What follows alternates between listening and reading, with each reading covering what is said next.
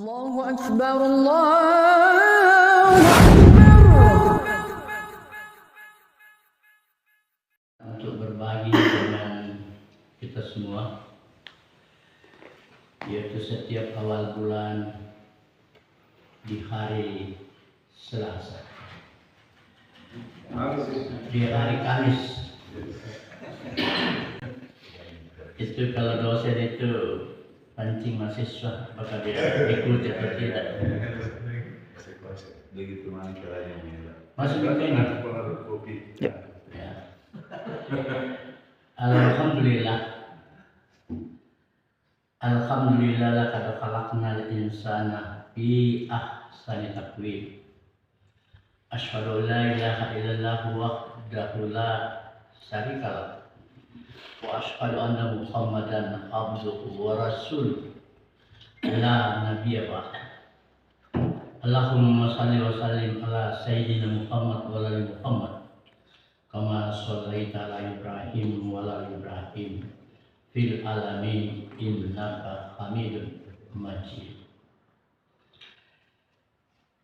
Judulnya kita adalah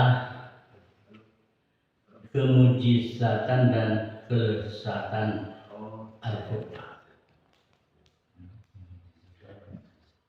Kemujizatan dan kelesatan Al-Quran. Ada rahasia di dalamnya. Untuk itu kita lihat pengertian dari kelesatan yang berasal dari kata lesat. Sebenarnya pengertian lesat ini dibagi. Yang pertama ada diskriminasi. Pengertian ini memberikan pandangan bahwa ada sesuatu yang lain dari yang lain. Kelesatan itu sesuatu yang lain dari yang lain. Lalu kemudian ada juga pengertian pekaan. Peka. Sesuatu yang bisa ditebak oleh orang-orang yang peka, dan oleh karena itu untuk menelaahnya, memahaminya perlu kehati-hatian, perlu pertimbangan, karena sesungguhnya lesat itu asal katanya adalah halus. Saking halusnya, semakin dicari semakin merangsang, semakin susah ditemukan.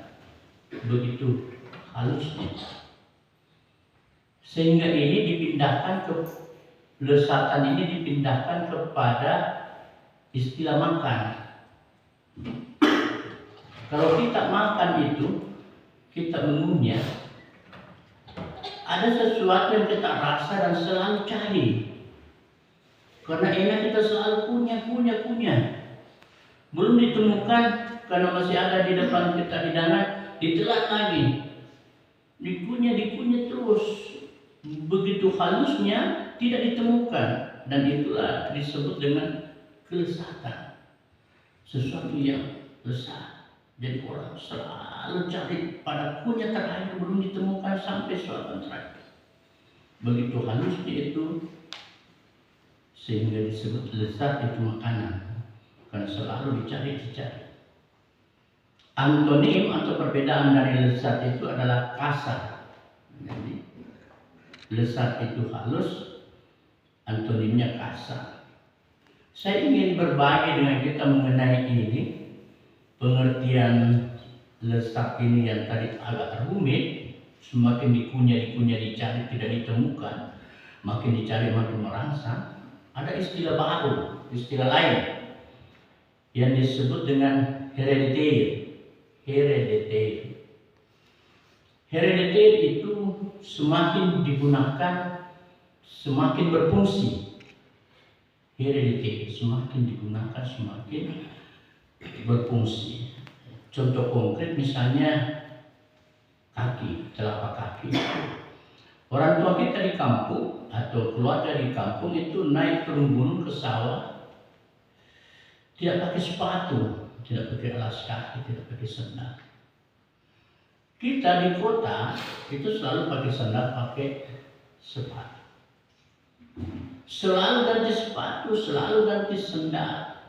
Mungkin ratusan lah sudah kita habiskan sandal sepatu. Orang tua kita di kampung nggak pernah ganti kaki. Itulah disebut heredity. Semakin digunakan, semakin berfungsi. Begitulah lesat. Semakin dicari, semakin tidak dicari. Begitu lesatnya. Punya sampai terakhir. Itu bersifat heredity. Hikmahnya. Kemudian kalau mujizat berasal dari lezat, melemahkan, menjadi tidak mampu. Yang memiliki ini hanya Allah yang bisa melemahkan, bisa membuat sesuatu tidak mampu. Dan mujizat ini Allah berikan kepada nabinya. Sesuatu hal yang luar biasa. Nah, salah satu mujizat Rasulullah Muhammad SAW adalah Al-Quran. Dan Al-Quran ini lezat, semakin dicari semakin ditemukan. Saya pernah studi banding di Amerika, itu luar biasa saya. Karena studi banding dengan agama ke Amerika, ke masjid New York. Waktu itu imam masjidnya sampai sekarang adalah Samsi Ali. Satu hal yang ditemukan di sana, yang kami temukan, kenapa banyak orang-orang Amerika masuk Islam di Amerika. Itu yang kami cari. Dia katakan ada persamaan antara Islam dengan orang Amerika. Isa Samsul mengatakan persamaannya itu orang Amerika rasional dan Islam itu rasional. Islam itu rasional. Bagaimana caranya? Orang Amerika itu masuk Islam setelah membaca Al-Quran. Dan dia menemukan beberapa hal yang masuk di akalnya dan yang luar biasa. Dan dari situ kesadarannya hampir tiap hari ada mualaf di masjidnya Isa Samsul itu. Yang dimulai dengan membaca, menelaah, menyelami kelezatan dan kemujizatan Al-Quran. Bapak Ibu jemaah salat subuh masjid Andalas, yang ingin saya kemukakan kepada kita semua pada hari ini adalah tentang suci, tentang bersih. Jadi ada bersih, ada suci. Suci pada konteks ini adalah bersih secara batin sesuai hakikat dan fitrah. Jadi suci itu adalah bersih secara batin sesuai hakikat dan fitrah. Dan di sini adalah fitrah wanita. Fitrah wanita. Jadi kita bicara kesucian dan kebersihan wanita yang nampak maupun tidak nampak. Ada dua bersih dari proses waktu bagi wanita. Satu, masa iddah. Jadi wanita itu mengenal masa iddah. Masa iddah. Maksudnya itu dia memiliki masa iddah jika dia bercerai, punya masa tertentu tidak boleh menikah sesuai ajaran Islam. Dan inilah rahasia yang ditemukan orang ilmuwan yang akan kita bahas. Yang kedua, masa menstruasi. Yaitu kenapa wanita itu memiliki masa menstruasi rutin periodik setiap bulan. Nah, itu semua dalam konteks bersih dan suci. Dua masa ini dapat dideskripsikan sebagai bersih secara fisik, bersih secara kejiwaan menurut fenomenologi atau kajian ilmiah, dan bersih dalam arti suci siap seks dan siap menikah. Yang dia maksud di sini, wanita iddah itu memasuki masa iddah 3 bulan belum siap menikah. Kemudian wanita haid itu tidak mengalami hubungan suami istri, tidak siap seks pada masa menstruasi. Itulah kita lihat di sini. Kenapa? Karena wanita itu dalam keadaan haid, sebagaimana diungkapkan dalam Al-Quran, dia dalam keadaan kotor, najis. Dia tidak boleh sholat, tidak puasa, bahkan termasuk seks.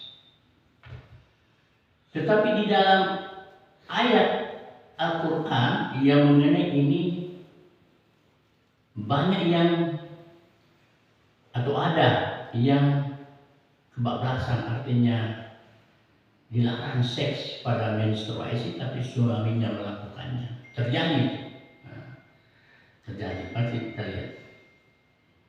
Nanti setelah masa bersih, perasaan wanita itu secara psikologi itu memiliki kelegaan. Penampilannya pun menjadi sangat bebas, tidak lagi terbatas berlari, berjalan, bergoyang. Bapak Ibu jemaah Masjid Andalas dimuliakan Allah. Masa iddah bagi wanita yang bercerai. Jadi wanita memiliki masa iddah itu yang bercerai. Artinya tidak punya suami lagi karena bercerai, berpisah. Dalam keadaan berpisah itu dia belum boleh menikah. Yaitu menikah lagi dengan lelaki atau pria lain, tidak boleh. Dalam masa di dalam Al-Quran itu 3 kali huruf. Namun dengan suami sebelumnya dimungkinkan. Ini ada rasanya. Di sinilah kelezatan Al-Quran. Dengan suami sebelumnya dimungkinkan bila hendak rujuk atau kembali lagi. Kalau dengan orang lain tunggu 3 bulan. Rahasia atau dalil hal ini adalah kesehatan dan hikmah lainnya sebagai bagian dari kelezatan Al-Quran. Itulah sesuatu yang unik, yang lezat di dalam Al-Quran, yang membuat banyak mualaf setelah mempelajari Al-Quran. Pada masa-masa menstruasi bukan hanya aspek kesehatan yang fenomenal, melainkan terdapat aspek kejiwaan yang tidak bisa dinafikan. Jadi wanita yang haid itu mengalami perubahan-perubahan temperamen, psikologi, dan sifatnya kasuistis, berbeda antara satu orang dengan lain orang penampilannya. Jadi ada yang suka marah, ada suka diam, itu perilaku yang terbawa secara kasuistis. Namun demikian dikatakan masa menstruasi dan masa iddah adalah hal normal karena segala hikmah yang ada di baliknya tentang kesucian dan kebersihan wanita. Suci bersih dimaknai sebagai masa temporari, arti masa tertentu, tidak lama, terjadwal, temporer. Disebut temporer datang setiap jadwalnya pada masa tertentu, tidak lama tetapi periodik, tidak lama tetapi periodik. Pasti datang. Apalagi kalau Ramadan pasti ada perempuan itu yang tidak cukup puasanya dan harus diganti. Suci bersih adalah fenomena wanita, jadi khusus wanita. Laki-laki tidak, tapi harus laki-laki memahami diri. Bahkan bersifat fenomenologi dalam embriologi. Jadi embriologi itu adalah satu disiplin ilmu yang mempelajari embrio, asal mula kenapa sesuatu ada. Kenapa ada kupu-kupu yang bersumber dari ulat. Nah, itu ilmunya embriologi. Kenapa seseorang bisa menjadi manusia yang bermula dari darah yang bergelantungan di rahim. Ada peneliti yang membaca hal ini bahwa darah itu bergelantungan di dinding-dinding rahim. Di dalam Al-Quran dia baca, langsung dia masuk Islam. Karena dia bilang waktu itu tidak ada teleskop yang bisa melihat ke dalam. Dan Muhammad itu butuh huruf. Kenapa dia mengetahui ini? Langsung dia menyadari. Itulah kemujizatan Al-Quran. Nah, dan ini ini menstruasi ini hanya di alam wanita. Yang ke wanita-wanitaan itu tidak mengalami ini. Inilah pembeda. Jika ada kelihatan orang menjadi wanita, ini pembeda. Bagaimanapun dia melakukan operasi dan lain sebagainya, nggak bisa dia menjadi wanita yang sesungguhnya, wanita yang murni. Suci bersih ini adalah ajaran Islam, ajaran Islam. Different daripada ajaran-ajaran yang lain. Yaitu satu kemujizatan Al-Quran, satu proses masa yang merupakan siklus berulang dan memiliki konsekuensi etik. Nah, kita akan bicara etik yang wajib dipatuhi bagi yang kena belit pada masa menstruasi dan masa haid. Etik itu adalah sebenarnya bersumber dari nilai-nilai yang diyakini. Jadi saya biasa beri contoh kepada mahasiswa saya lebih jelas. Ada dua wanita masing-masing memiliki pasangan. Katakanlah wanita A dan wanita B. Masing-masing memiliki pasangan. Wanita A melakukan perbuatan dan wanita B melakukan perbuatan masing-masing dengan pasangannya. Perbuatan itu sama. Dia bersenggama. Lama melakukannya sama. Bentuk perlakuannya sama. Semua sama. Kecuali satu. Nilainya berbeda. Jadi dua wanita, dua laki-laki melakukan senggama, melakukan hubungan. Perbuatannya sama, nilainya berbeda. Nah, bertanya mahasiswa, kenapa nilainya berbeda? Nilainya berbeda karena satu sudah menikah, satu belum menikah. Jadi nilai itu standarnya seperti itu. Diyakini, diikuti. Nah, nilai diyakini, diikuti. Ada nilainya. Saya kira satu minum kopi. Ada nilainya. Waktu saya kecil mau disunat, itu bertanya kenapa kita disunat, tidak bisa menjelaskan. Seandainya nanti kita mengerti makna arti rahasia dari sunat, mungkin sudah balik kita baru sunat. Jadi lakukan saja tanpa ada penjelasan, dan itulah yang disebut keyakinan. Sesuatu yang tidak diketahui tapi dilakukan. Itulah keyakinan. Keyakinan terhadap nilai-nilai Islam, dan itu disebut akhlak. Kalau etika itu bahasa Yunani, ethos. Yang dalam perspektif filsafat, orang Yunani menyebut human action. Jadi tingkah laku manusia harus etik. Etik itu serasi dengan tindakan manusia, karena hewan dan sebagainya tidak diberi etik, tidak diberi kode etik. Kumpulan daripada etik ini disebut moral. Jadi bermoral. Jadi jika ada yang bersegama dalam keadaan haid, jika ada menikah dalam keadaan iddah, itu tidak bermoral. Jadi kaitannya dengan moral. Moral itu imperatif batin dari dalam diri, dari dalam. Pertengkaran dari dalam, imperatif batin terhadap baik dan buruk, dan disitulah pengadilannya. Misalnya ada celengan yang lewat. Kalau kita tidak isi, tidak ada masalah. Beda kalau itu celengan sudah tiba di berakan, ada yang datang, buka gemboknya, pecahkan, ambil isinya, itu hukum. Jadi ketika dia berjalan, itu moral, diisi tidak diisi tidak masalah. Tapi tidak tiba di belakang ada pecah gemboknya mengambil isinya, itu melanggar hukum. Sehingga ada hubungan antara moral dan hukum. Nah, tapi itu panjang ceritanya.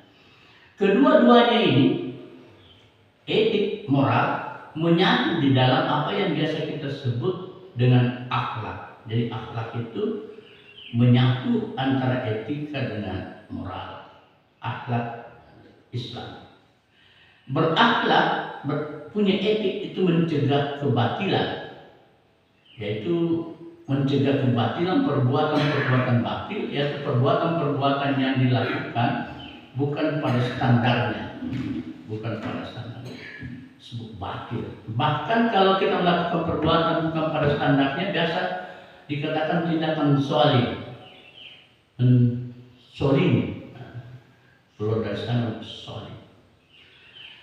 Dan zolim itu kalau makin lama makin dilakukan, itu bisa tiba kepada apa yang disebut syirik. Karena ada satu diferen pembeda.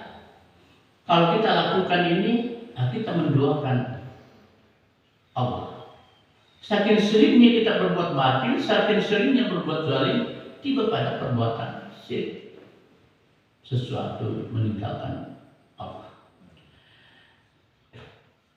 Ketiganya ini di Indonesia, di negara yang sekuler ini, etika, moral, dan akhlak menjadi satu common sense, satu kesepakatan yang harus dijaga antara satu manusia dengan manusia lainnya dalam interaksi sosial. Inilah etikanya di dalam Islam yang membawa konsekuensi akhlak, moral. Apa yang kita bicarakan ini mengenai menstruasi dan masa iddah, yaitu di Al-Baqarah ayat 222. Wa yas'alunaka 'anil mahid. Qul huwa adza. Yaitu jika ada yang bertanya padamu, ila akhir ayat. Jika ada yang menanyakan kepadamu Muhammad tentang haid, katakanlah itu kotor, sesuatu yang kotor. Karena itu jauhilah istri pada waktu haid, dan janganlah kamu mendekati mereka sebelum mereka suci. Ini Al-Baqarah 222. Apabila mereka telah suci, campurilah mereka sesuai dengan ketentuannya. Ada ketentuannya. Ada ketentuan berdasarkan hadis, berdasarkan Al-Quran.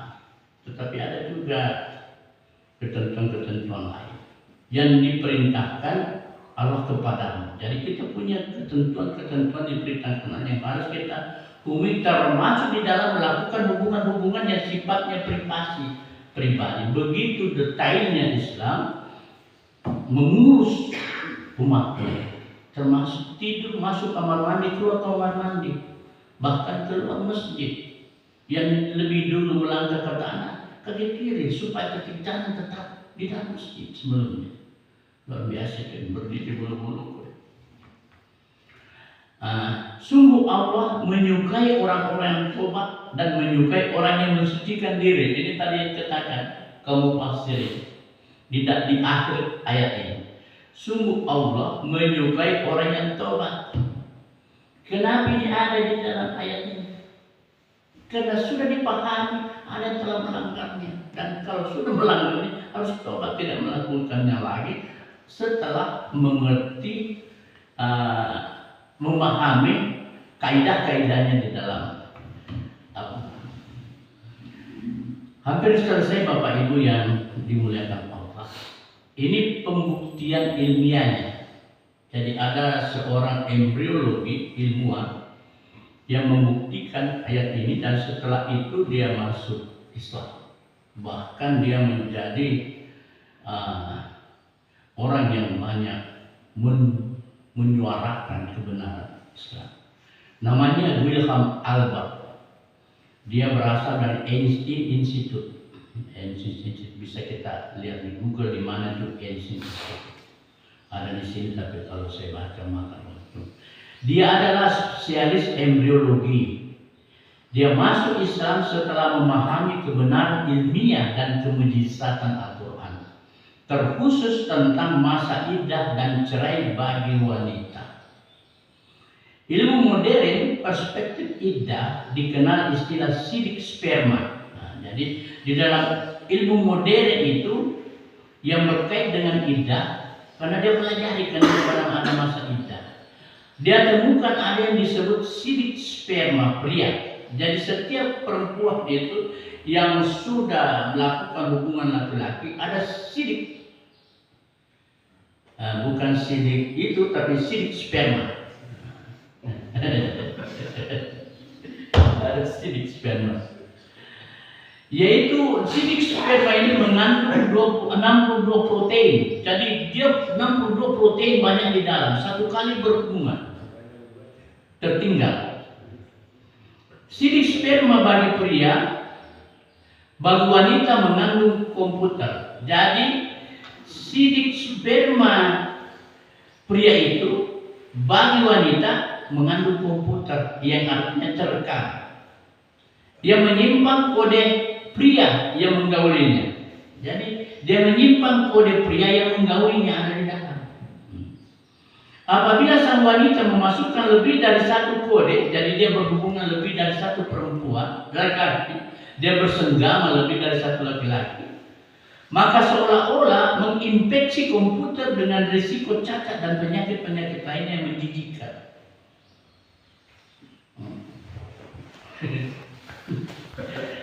Dia mau pergi selesaikan. Jadi kalau ada sidik sperma di dalam dari satu laki-laki, kemudian masuk sidik sperma dari laki-laki itu bertemu, itu terjadi risiko cacat dan penyakit-penyakit lainnya yang disebut menjijikkan. Luar biasa. Kalau kita pelajari ini, kong ke anak-anak tahu salah-salah dan lain sebagainya, salah ibu. Maaf, Ustaz. Ya. Di dalam aturan ini ada aturannya, wal mutalaqqatu yatarabbasna bi anfusihim salasata quru. Salasata quru. Dia katakan ila akhir ayat. Dan para istri yang diceraikan wajib menahan diri menunggu 3 kali quru. Ini Al-Quran mengatakan 228 Al-Baqarah, menunggu 3 kali quru.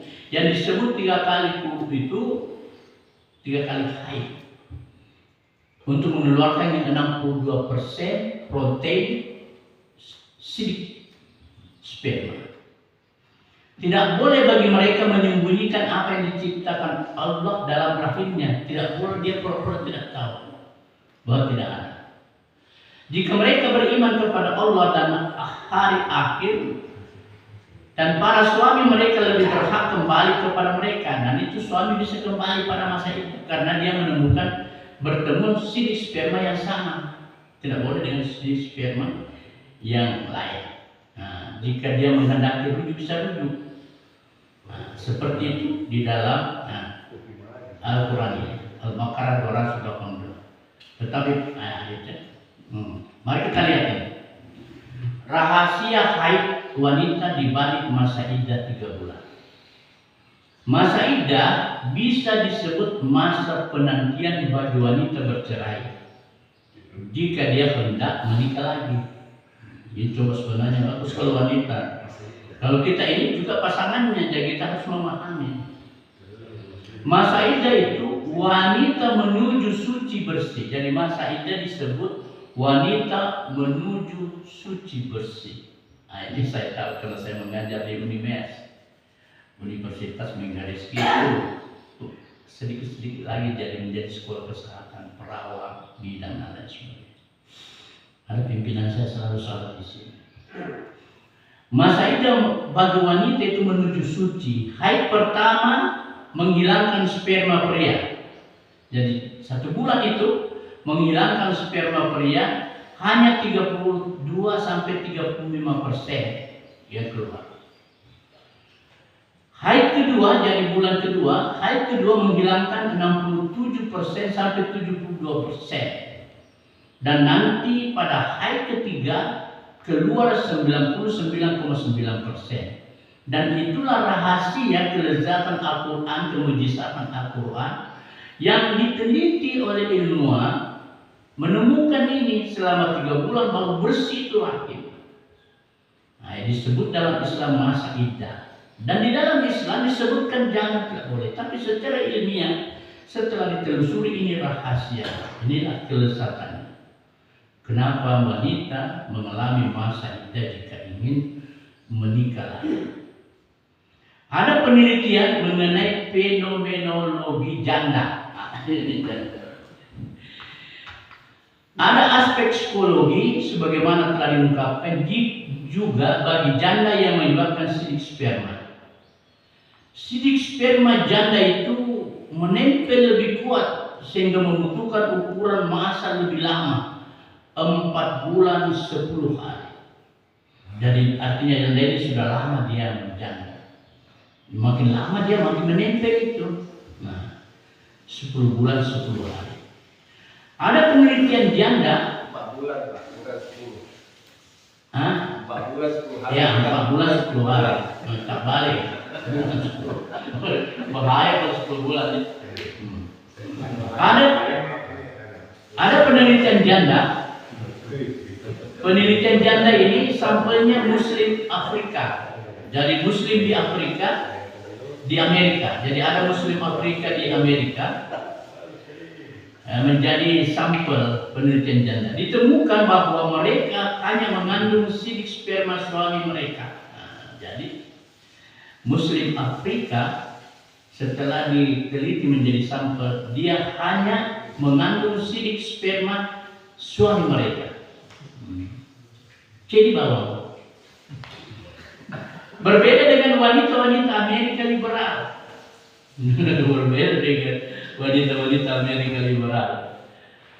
Setelah diteliti, ditemukan beberapa sidik sperma pria di dalam rahim. Ada 2 sampai 3 pria di dalam. Itu sidiknya itu ketahuan. Ini tapi tidak ditahu siapa orangnya, tapi di frame ditahu. 2-3 pria. Akhirnya peneliti ini, Bapak Ibu, masuk Islam dan menyingkap rahasia ilmiah Al-Quran yang disebutlah mujizat Al-Quran. Fakta penelitiannya dia terapkan juga pada istrinya. Jadi dia terapkan kepada istrinya. Dan betapa tercengangnya dia ketika dia menemukan bahwa istrinya memiliki 3 sidik sperma. Dia temukan 3 sidik sperma. Yang berarti dia telah dihianati. Dia telah dihianati. Dia menemukan pula bahwa dari 3 anaknya hanya 1 yang benar-benar putranya. Itu bahayanya. Dan akibatnya dia ini bercerai, berpisah. Karena ada yang tidak setia di antara mereka. Hasil penelitian seterusnya yang dia umumkan, dia menyimpulkan bahwa Islam adalah agama yang menjamin pemeliharaan wanita. Islam adalah agama yang menjamin pemeliharaan wanita dan kohesi sosial. Jadi pemeliharaan seorang wanita dan kohesi sosial, hubungannya dengan masyarakat lainnya. Wanita muslimah adalah wanita terbersih di muka bumi. Masya Allah, luar biasanya Islam. Dan memang di dalam Al-Quran Allah tegaskan, Allah ingatkan di Fussilat 53, sanurihim ayatina fil afaqi wa fi anfusihim hatta yatabayyana lahum annahul haq. Ila akhir ayat. Kami akan memperlihatkan kepada mereka tanda-tanda kebesaran kami. Jadi Allah akan memperlihatkan tanda-tanda kebesarannya melalui Al-Quran dan yang lainnya, karena seluruhnya Al-Quran itu kitabnya dan dunia segala isinya adalah kosmos yang kalau kita baca itu Al-Quran. Itulah sampai ikut bacalah. Jadi saya ulangi tadi terjemahan Fussilat 53, kami akan memperlihatkan kepada mereka tanda-tanda kebesaran kami di segenap penjuru dan pada diri mereka sendiri. Jadi kita ini dalam istilahnya kosmis, dunia ini kosmos, untuk memahami tanda-tanda kebesaran mujizat Al-Quran. Bahwa semua itu benar. Tidak cukupkah bagi kamu bahwa sesungguhnya Tuhanmu menjadi saksi atas segala sesuatu. Saya kira sampai di sinilah yang dapat saya sampaikan yang mengenai suci bersih dalam perspektif Al-Quran yang kita sebut dengan kemujizatan dan kelezatan Al-Quran. Aku lukuli hasa wastaghfiru innahu wal ghafurur rahim. Assalamualaikum warahmatullahi wabarakatuh. Waalaikumsalam.